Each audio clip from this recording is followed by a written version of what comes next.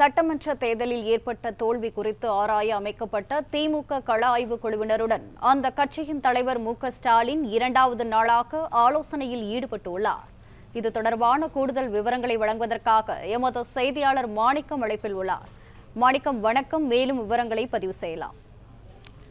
நடந்து முடிந்த தேர்தல் முடிவுகள் தொடர்பாக ஆராய்ந்து அறிக்கை சமர்ப்பிக்க திமுகவுடைய தலைவர் மு.க.ஸ்டாலின் 38 பேர் கொண்ட ஒரு குழுவை அமைத்திருந்தார். அந்த குழுவில் 2 நபர்கள் ஒரு அணிகளாக செயல்பட்டு ஒவ்வொரு அணிக்கும் குறிப்பிட்ட திமுகவுடைய மாவட்டங்கள் ஒதுக்கீடு செய்யப்பட்டது. அமைப்பு ரீதியான மாவட்டங்களில் இருக்கக்கூடிய ஒவ்வொரு சட்டமன்ற தொகுதியிலும் சென்று அவர்கள் நிர்வாகிகளிடம் கருத்துக்களை கேட்டிருந்திருக்கிறார்கள்.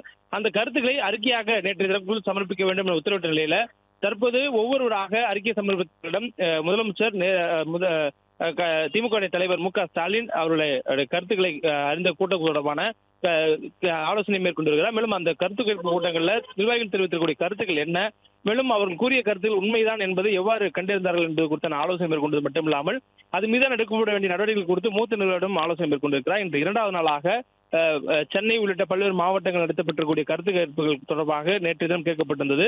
இன்றைய தினமும் அதுபோல் கோவை மற்றும் திருப்பூர் உள்ளிட்ட பல்வேறு மாவட்டங்களில் கருத்து கேட்பு கூட்டம் நடத்தப்பட்டது தொடர்பான அந்த விவரங்கள் குறித்து அறிந்திருக்கிறார். மேலும் ஒவ்வொரு கருத்து கேட்பு குழுவிலும் இடம்பெற்றவரிடம் தனித்தனியாக ஆலோசித்து அவர்கள் கேட்டிருந்தக்கூடிய கருத்துக்கள் தொடர்பாகவும் விவாதித்திருக்கிறார். தொடர்ந்து இது மீதான உரிய நடவடிக்கை எடுப்போம் என்ற உத்தரவாதத்தையும் அந்த கருத்து கேட்பு கூட்டத்தில் பங்கேற்று கருத்து தெரிவிக்கும்படியான ஒரு தகவலை அந்த கருத்து கேட்பு குழுவில் இடம்பெற்றவர்களுக்கு தெரிவித்ததாகவும் சொல்லப்படுகிறது.